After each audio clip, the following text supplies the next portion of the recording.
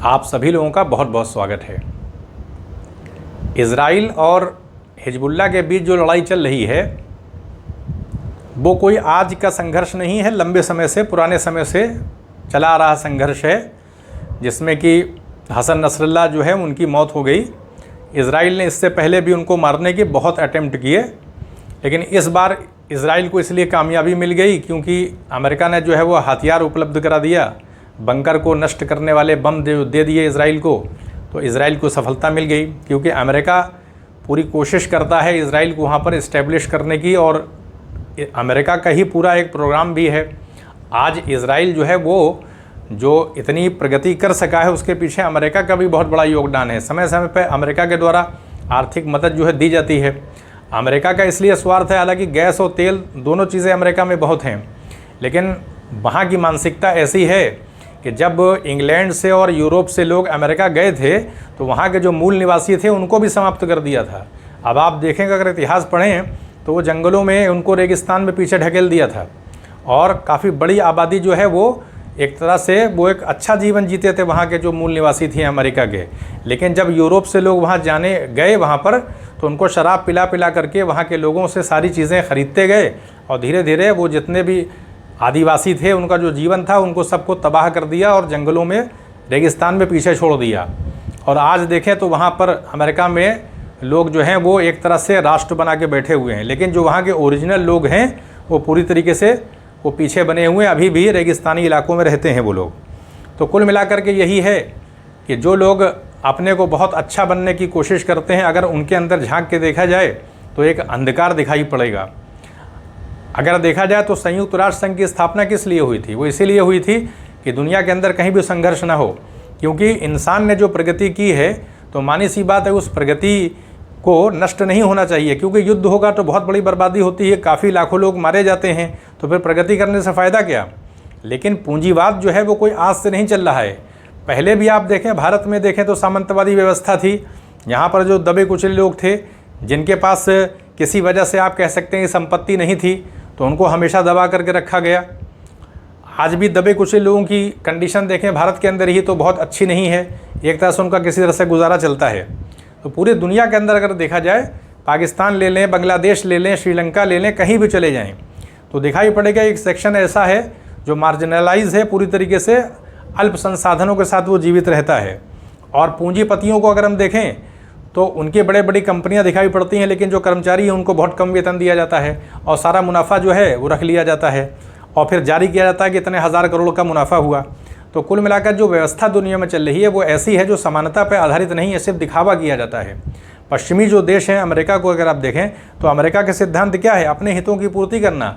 America जो है जब तक उसके हित पूरे होते हैं तब वो किसी दूसरे देश को सम्मान देता है, और हर देश की यही नीति होती है। लेकिन पूंजीपतियों के साथ अवसरवादिता कुछ ज़्यादा दिखाई पड़ती है। तो कुल खुलासा ये है कि जो भी पश्चिमी देश जिनको कहा जाता है तो उनका सिद्धांत इक्वल नहीं है, क्योंकि जिन सिद्धांतों के आधार पर हम कहते हैं कि अगर इजराइल की स्थापना वहाँ पर कर भी दी गई थी तो फिर फ़िलिस्तीनियों का भी तो हक वहाँ पे था। जो भी सिद्धांत रखा गया था वहाँ फ़िलिस्तीनियों को भी बसाया जाता अच्छी तरीके से, और शुरू से ये करना चाहिए था। अगर यहूदियों को ये माना जाए कि फ़िलिस्तीन जो इलाका है वहाँ पर यहूदियों का भी कोई ओरिजिन था तो वहाँ यहूदी भी रहते, और इससे पहले भी अगर अरब के अंदर देखें तो यहूदी रहते थे, तो कोई दिक्कत नहीं होती थी। तो कहीं भी रह सकते हैं, कोई दिक्कत नहीं है। अगर वहाँ पे इजराइल के लोग हैं, प्रगति कर रहे हैं, करें, कोई दिक्कत नहीं है। लेकिन फ़िलिस्तीनियों के साथ भी तो अच्छा बर्ताव होना चाहिए कि नहीं होना चाहिए। और इसके लिए व्यवस्था कौन करेगा? व्यवस्था तो वही लोग करेंगे जिनके पास सामर्थ्य है। तो संयुक्त राष्ट्र संघ की जिम्मेदारी थी कहीं ना कहीं कि उस काम को किया जाता है। लेकिन संयुक्त राष्ट्र संघ की स्थापना तो एक तरह से आप कह लीजिए दिखावे के तौर पे है ना, क्योंकि जो प्रभावशाली देश हैं उन्हीं का दबदबा चलता है। अब सुरक्षा परिषद में अगर देखा जाए तो कौन लोग देश हैं, तो वो लोग जो चाहते हैं उसी हिसाब से सारी चीज़ें चलती हैं। तो संयुक्त राष्ट्र संघ के अंदर खुद ही असमानता है पूरी तरह से। भारत को भी वहाँ पर जगह दी जानी चाहिए थी। भारत एक विश्व का सबसे बड़ा लोकतांत्रिक देश है, तो संयुक्त सुरक्षा परिषद में तो भारत को भी जगह मिलनी चाहिए थी ना।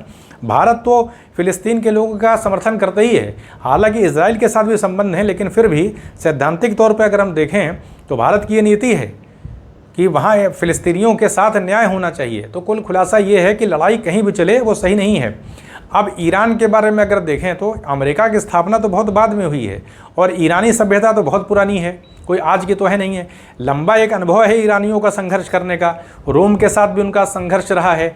तो ऐसे में ईरान कोई आसानी के साथ सरेंडर नहीं करेगा। अमेरिका ये चाहता है कि ईरान किसी भी तरह से परमाणु बम ना बनाने पाए और इसको लेकर के लगातार जो है वो ईरान को पीछे रखा गया। तो इजराइल को वहाँ पर मतलब ये प्रवोक किया जाता है कि लगातार जो है ईरान के जो परमाणु वैज्ञानिक हैं उनकी हत्या की जाती रहती हैं। तो उकसाने का काम तो इजराइल के द्वारा लगातार किया जाता है, लेकिन ईरान उस हिसाब से देखा जाए तो उतना रिटेलिएट नहीं करता है। हाँ, वो अपने जो भी उसके संगठन हैं उनको मदद करता है।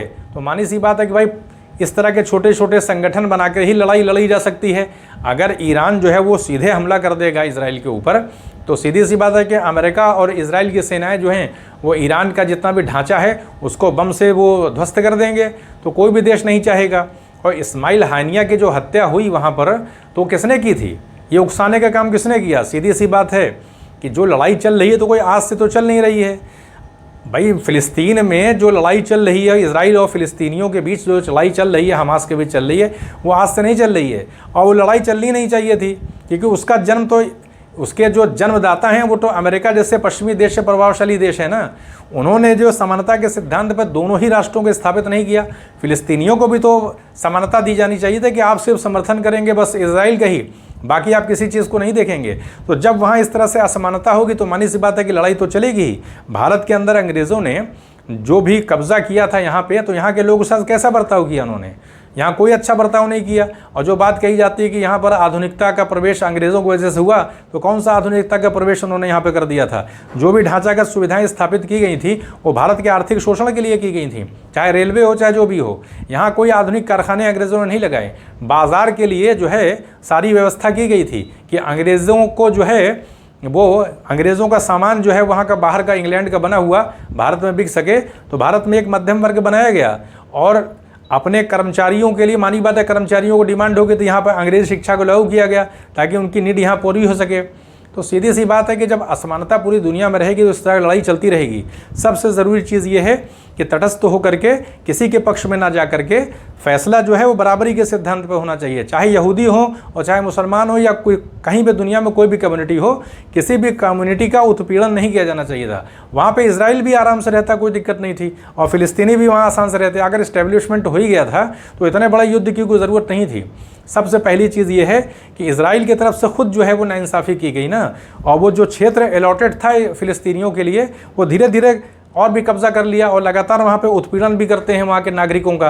तो सीधी सी बात है, जब आप नागरिकों का उत्पीड़न करेंगे तो कोई ना कोई समूह तो बनाएंगे ही है। यहाँ पर अंग्रेज़ों ने भी बहुत उत्पीड़न किया था भारतीयों का, तो भारतीयों ने भी यहाँ पर क्रांतिकारी दल दस्ता बनाया, अंग्रेज़ों के ऊपर हमला किया। तो वो जो हमला किया था वो अपने देश की आज़ादी के लिए था, वो कोई आतंकवादी गतिविधियाँ नहीं थी। बल्कि होता ये है कि जब आप उत्पीड़न करेंगे, ज़्यादती करेंगे, तो सीधी बात उसकी प्रतिक्रिया भी दिखाई पड़ेगी।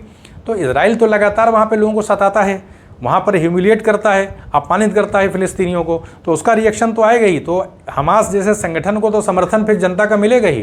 तो इसलिए ज़रूरी ये है कि ये लड़ाई चलती रहेगी, मतलब इसका समाधान शांति में निकाला जाए। क्योंकि इस तरह से लड़ाई अगर चलती रहेगी तो ईरान से अगर इजराइल की लड़ाई होगी और हम मान लेते हैं कि अमेरिका जो है अपने मकसद में कामयाब हो जाता है, ईरान के परमाणु बम वहाँ पे नष्ट हो जाते हैं और ईरान को काफ़ी हद तक तबाह कर दिया जाता है, तो क्या ईरान ऐसे बैठा रहेगा? आगे क्या होगा उसके तबाही के बाद? क्योंकि ईरान की जो सभ्यता है वो बहुत पुरानी है, वहाँ के लोगों को उठ खड़े होकर के संघर्ष करने का बहुत अनुभव है, कोई छोटी मोटी सभ्यता नहीं है। अमेरिका इस मामले में बहुत बड़ी भूल कर रहा है, क्योंकि अमेरिका की स्थापना तो बहुत बाद में हुई है। अगर ईरान को देखा जाए तो ईरान ने तो रोम से बड़ा लंबा संघर्ष किया था। तो इस तरह से अनुभवी वहाँ की जनता है, तो इस तरह से दबाया जाना संभव नहीं है। और परमाणु बम अमेरिका के पास खुद ही असंख्य बड़ी मात्रा में है, संख्या में है परमाणु बम, किसके पास नहीं है? तो ये कहना कि ईरान बनाने पाए ना बनाने पाए तो ये भी सही नहीं है। भाई आप होते कौन हैं? जब आप खुद किसी चीज़ को बना रहे हैं तो दूसरे को किस आधार पर रोकेंगे? तो ये भी सही नहीं है।